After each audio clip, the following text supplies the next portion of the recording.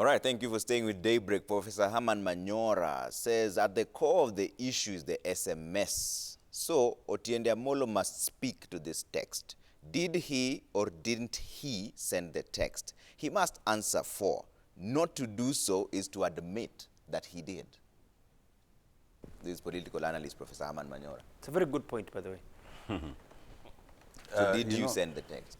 I communicate, and I communicated with my party leader on many things, even yesterday, even on Sunday. So I've sent many texts. The day my party leader talks of any specific text is the day I will need to answer. But how any third party can start talking about communication between me and my party leader, who's my client, I do not understand. And certainly, if it was the issue, then it would have been the issue when my party chairman, John Badi, moved the motion. It is not the issue. So let us, I will not fall for this subterfuge. You know, John Badi is quoted here saying that you sent a message threatening ODM that you want to resign from JLAC. That's in the newspaper. Then everybody's going ask to read him it. to show you that text next time. It is very simple. Or ask him to share it with you. It is very simple. Let him just share that text with you or with anybody, even after you're done with this show. Now, let me come to where I think Governor Mutua left. Sorry to interrupt you. In other words, there was an SMS. There are many SMSs. The one We've for you had resigning communications from Do you JLAC. feel- and in fact, the last SMS we shared with my party leader, we agreed to meet. We are yet to meet because my party leader is still recuperating. No meeting has been called. And in fact, to the best of my knowledge, is still not meeting anyone. So all these speculations about I was texted, I was called for a meeting, I refused, it's all nonsense. So really, I don't see why we have to pursue this nonsensical line. Let me answer the substantive issues. Let me start with where Governor Mutua left. And I think he talked about ambition. You know, me, I have no ambition. I am the elected member for Rarieda constituency. And all I want to do is to be re-elected in Rarieda. Now, that's not so high an ambition.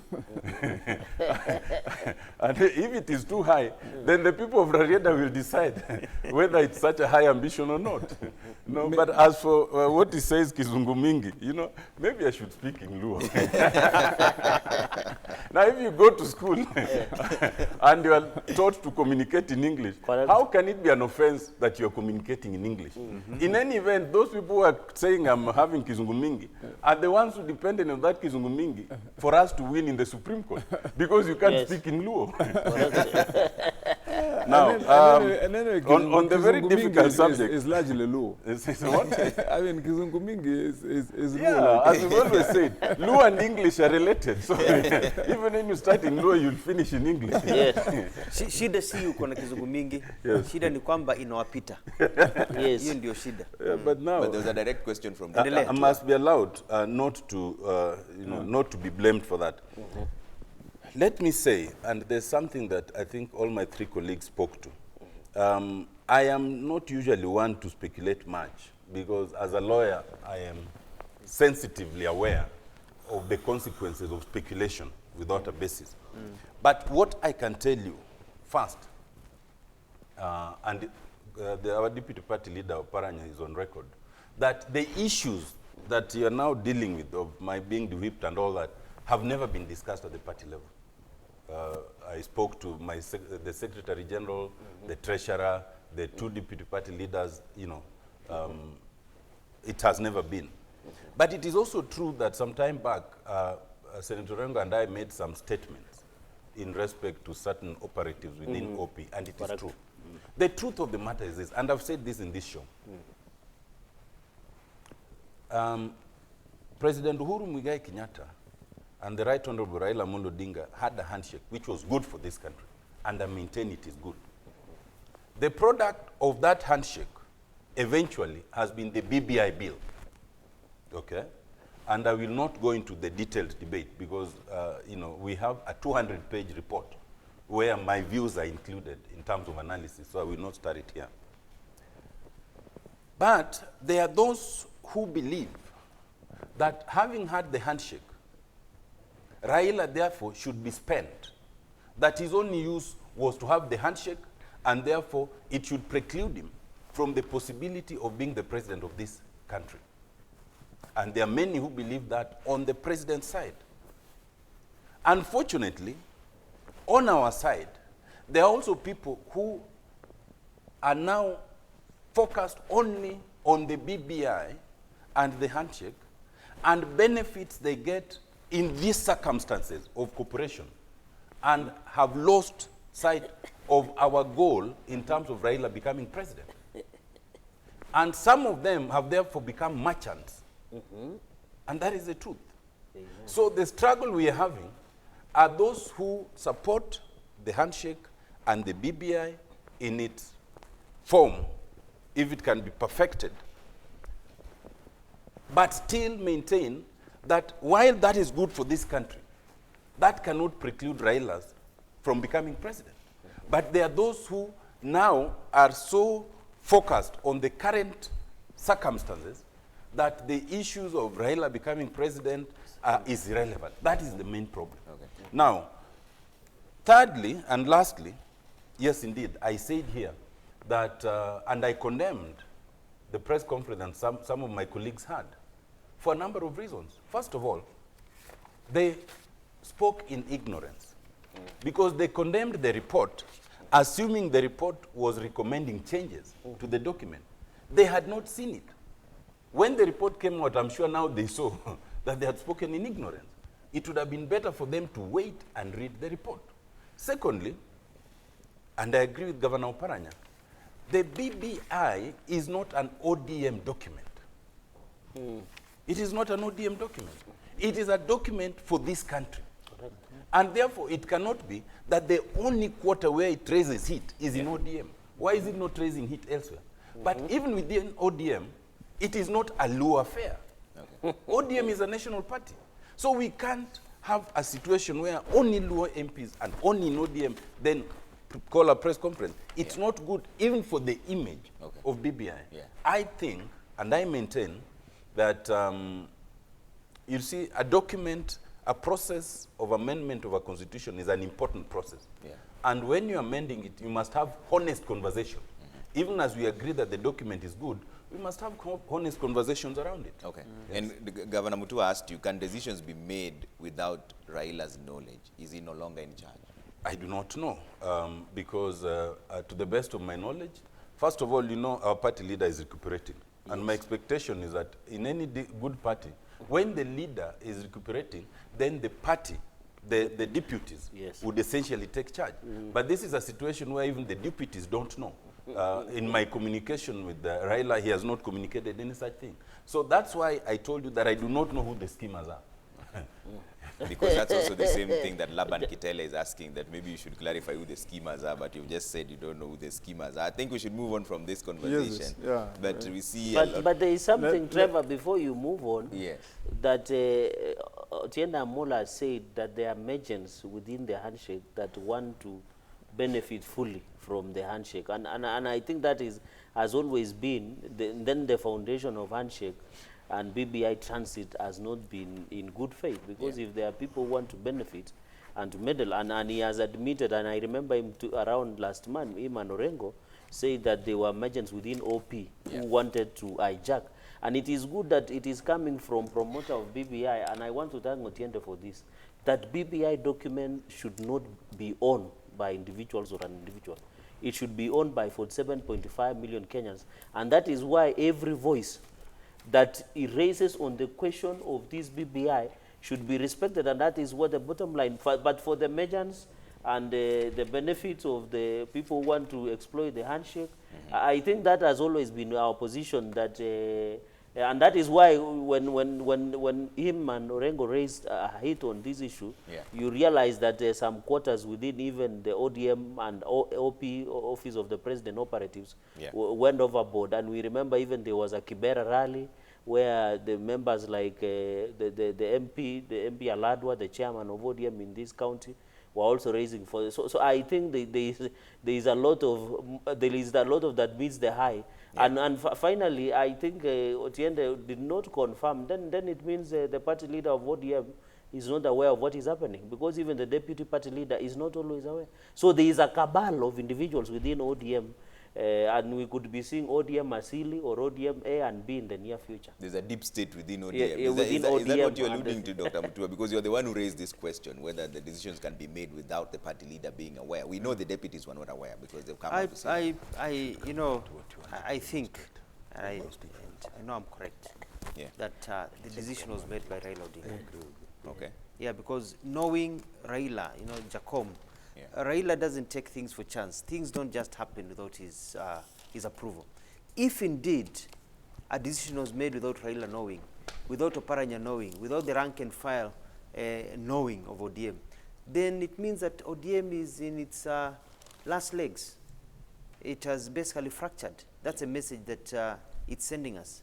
So I would believe that Raila was informed, and maybe the information did not get to Oparanya or others. But it also shows that there's some jostling. And that's why I asked the question of, is there a succession plan for ODM? Or is it just anchored on Raila Odinga? Is there a plan for who else can also grow within ODM, take over leadership of ODM from around the country, and also within Luo Nyanza?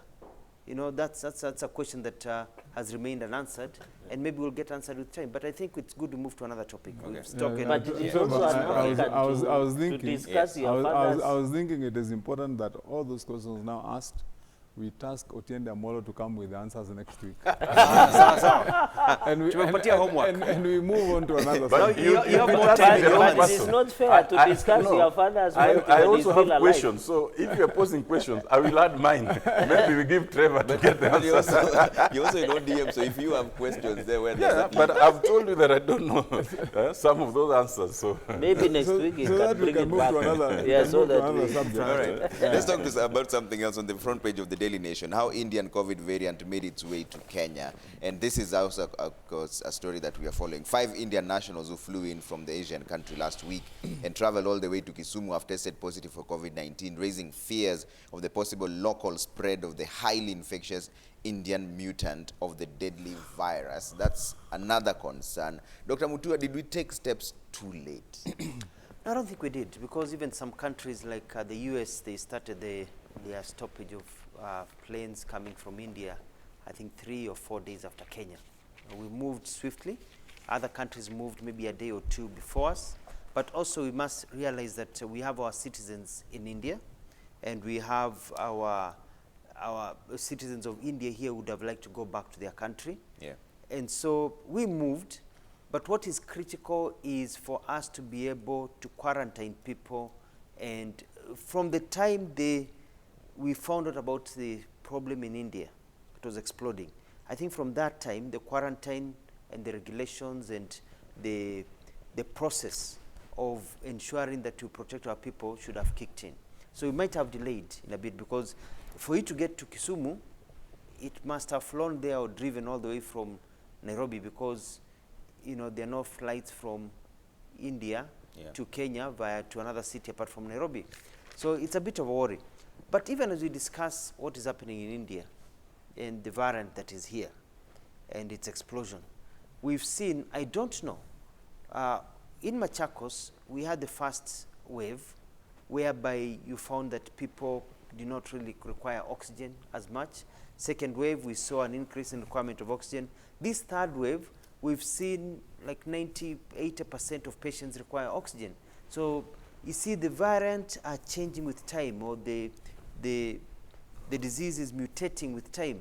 Now the Indian one, and I think this is the case, requires even more oxygen, because we've seen even the images we see on TV, people requiring oxygen tanks everywhere. So if this variant is here, then we should brace ourselves for another 4th wave. Yeah. So as a country, we have to say we've had the 1st, 2nd, and 3rd wave. Let us not just relax. We should now start planning for a 4th wave. In Machakos, for example, we've started the process of building a 3rd, or acquiring a 3rd oxygen, generating plant. We have 2. I'd like to get another one, even another one. Let's plan big in case it explodes. And even if we have a lot of oxygen, we can share that with the rest of the country and others, so it is not exploding. Okay. And lastly, there's an issue here that people are not talking about. And this is what happens to patients of COVID after they are cured. Because I think it's a discussion. people are facing what we are now calling the post-COVID traumatic experiences. Yeah. We've got families. If you go to psychiatric wards in Nairobi and others, you find they're filling up with patients who just recovered from COVID, but somehow it has affected the way they think and the way they operate in their sphere. Families, some families of patients who had COVID are under a lot of stress because COVID seems to bring a sense of depression, and it is affecting many families. And I know quite a number of families. Yeah. I even know friends who've had to be hospitalized for psychiatric help after COVID, and they were perfectly okay before then. So what is this demon that is coming up after COVID? So it's something we need to study and be able to deal with it as a society, because we may see issues coming up in front, including suicides and others, after somebody has healed from COVID, but has really not healed from the psychological impact of COVID. Wamatangi, are you concerned that we have rapid tests even at the airport, but now this is already all the way in Kisumu? You know, Trevor, I think we need to say enough about this and say it with a lot of seriousness. One, we need to communicate to members of the public in this country to internalize, accept, and be aware that we are not safe yet. People must understand that. And if they do, then that will dictate and show us how should we behave individually, Trevor, not collectively, not as a community or a group, individually. What should be your character, your mannerism? What should be your do's and don'ts in prevention of the spread of these variants of the virus? And the second point that I would want to make, Trevor, is I think also science must address the question of corona seriously, and I'm talking about local science. Yeah. You know, Trevor, we've been talking about this virus as though it is it's like the way we were talking about locusts, that they invaded this place yesterday. Now that tomorrow they're going, and science is not addressing the mind of the Kenyan person first to understand that we are dealing with a virus that mutates. And that's why you're talking about variants. About that was here, the UK variant, now we talked about the South African variant, we have the Indian variants. And even in Kenya itself, we can have a Kenyan variant itself, not only in Kenya as a country, but even a regional. So that you can find a variant in Kisumu, depending on the circumstances there and the conditions that will make a virus mutate and maybe develop a certain resistance higher than maybe in Central. And that can come and even maybe even scourge Central itself. I mean, that is how serious it is. And people must understand this thing. You know, Trevor, look at what happened in India. What did it take for that country to be completely on fire with corona? It took what they were calling just one celebration. One celebration. People decided that on this day we are going to go and go into a river and then the next thing, the entire country.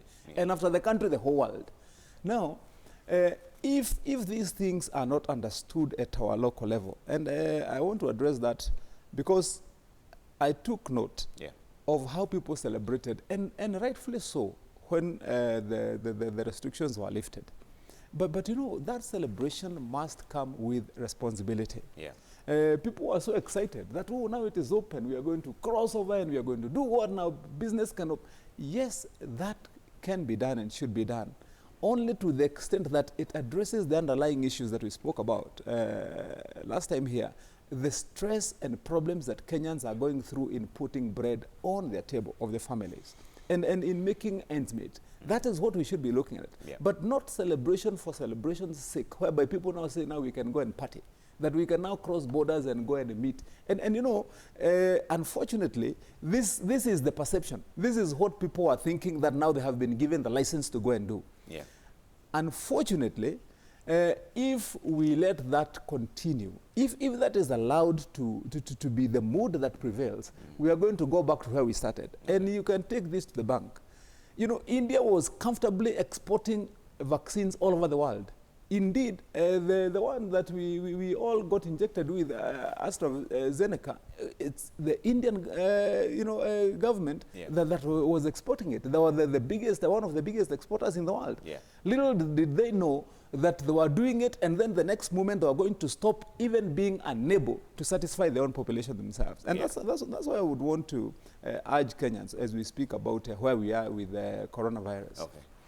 That our eye must be one of absolute caution. Okay. That we must inform ourselves that if we are not responsible beyond what we are doing now, Yeah. we can find ourselves now not restricted by government, Yeah. but restricted by the forces of nature and the power of corona itself, by ravaging us and putting us not only in coffins, Yeah. but confining us even to our homes. Okay. Yeah. Dr. Tienda, have we dropped the ball on this one? First, let's start with this story on page 7. It's a bit confusing because the subheadline is conclusive, but when you read the story, it's not conclusive. Correct. And there's a sense in which that might not be fair. Correct. Because the body of the story suggests that it is still suspected, okay, that the results are expected in a week. And that means they have not yet gotten positive, conclusive results that show that it's the Indian variant, So to conclude so clearly that now the Indian variant is detected in Kisumu is in a sense unfair to my city of choice. But secondly, But the ministry actually confirmed this, yes. but the story says that the results are still expected. And this was the Director General for Now, Amoth, Dr. Patrick Amoth. yeah, the story doesn't say that. Yeah. Then the second aspect of it, which is the worrying bit, is that it was stated that especially those who travel from India, like many other travelers, they would do the rapid testing. Yes. And so my first question then is, did the rapid tests not turn out positive? Because for you to then land in Nairobi and then fly to Kisumu or drive to Kisumu, it means that perhaps the rapid test showed you a negative. Because if it was positive, then my expectation is that there should have been more action taken. Yeah. They should not have traveled. They should not have traveled. The second to that is we need to re-examine this idea of self-quarantine, especially for those who travel from countries with new strains. Because this idea that you can test positive and then you are told, now go and self-quarantine, it appears that it does not work. Because you can see, as in this case, they traveled, they went straight to work, and they interacted with their fellow workers. Yeah. And now they're doing contact tracing. And that was yet another lapse. And the third thing for me is, true or not true, it heightens what we spoke about here 2 weeks ago, the question of supply of oxygen. And we analyzed and saw that most counties are ill-prepared.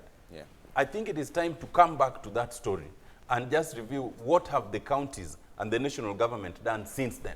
At that time, we realized that in Kisumu, there were 2 plants that were working, but I think there are 2 others that has broken down and all that. In others, like my county of Siaya and others, didn't seem to have any. It is time to come back. Yeah. Before we start seeing people drop dead because of oxygen, it is time to come back and focus on that, even as a matter of emergency. Okay. Chirarge, wind up for us on this so that we can talk about President Suluhu's charm offensive. What I can say is that I'm a neighboring county, and Kibo Sugar Factory serves most of the farmers from Chemase, and most of the people who are workers come from Nandi County. So as a neighboring county also, we are very keen. But I've read the story just like my brother skimmed through. I've realized that there is no conclusion that the variant is in the country. So I don't know why the headline is conclusive, and yet when you look at the main text, it is not conclusive that there is the Indian variant. But I want to agree that going into the future, by the way, I have also been keen that there is a World Bank bank to support oxygen supply. So I'm not aware whether there is another loan. We need to be updated now that we are on Fuliza economy. The government should be updating us what we are getting so that we know what we are paying, because that is what they are saying. And I hope when they get World Bank support, they should also give counties to be able to purchase oxygen supply. But that notwithstanding, I think they are saying there is UK variant, there is South African variant, there is also the Indian variant. I think we need to review. And the question is, and the JKI officials and the Ministry of Health officials, we should not allow them to get away with this. What happened to the rapid testing that they do upon the landing of the planes that come from the outside the country? Yeah. We can't blame the county of Kisumu or any other Kenyan. The people who should tell us what really happened are the JKI, are the Ministry of Health officials who did rapid testing on these individuals who went all the way to Kisumu. And my worry if they either travel by road or they have been living within Kisumu and they have this variant, if they are confirmed within a week, then it is very unfortunate. Finally, what I can say is that I have seen UK.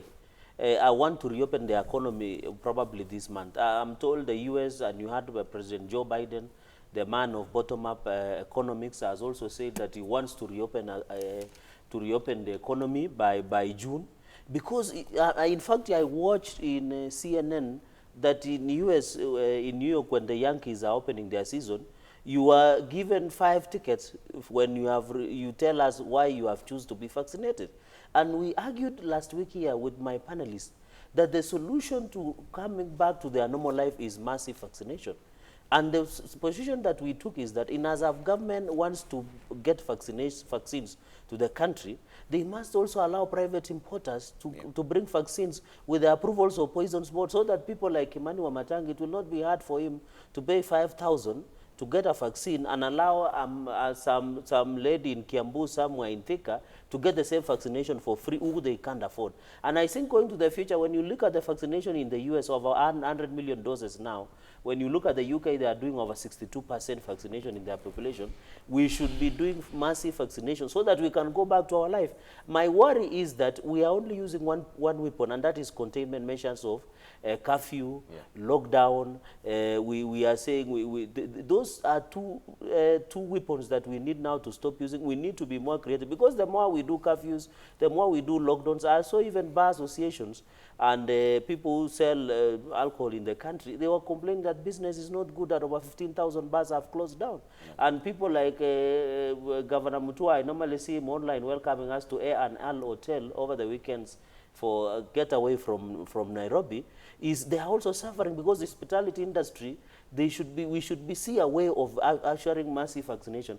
And finally, I think we continue to empathize with the Indian, and we hope that they recover very fast so that they can assist in the program of COVAX. Okay. Because I'm happy today, the World Trade Organization, I think there is the issue of intellectual property over vaccination, and they think there is some consensus on it, so that we don't need to, we can get more vaccinations within it. Okay. But my solution and my plea to the government, and it is good the majority whip is here, when he gets a phone call from the president or when he gets a message, he should convey that the solution to this country is having massive vaccination. So that we can get back to our lives. All right, I have to take a quick break. When we come back, we talk about President Suluhu's charm offensive to do business with Kenya, and of course the light moments there. By the way, they promised that there'll be no banning of chicks at any given point, like happened in 2018 and 2017.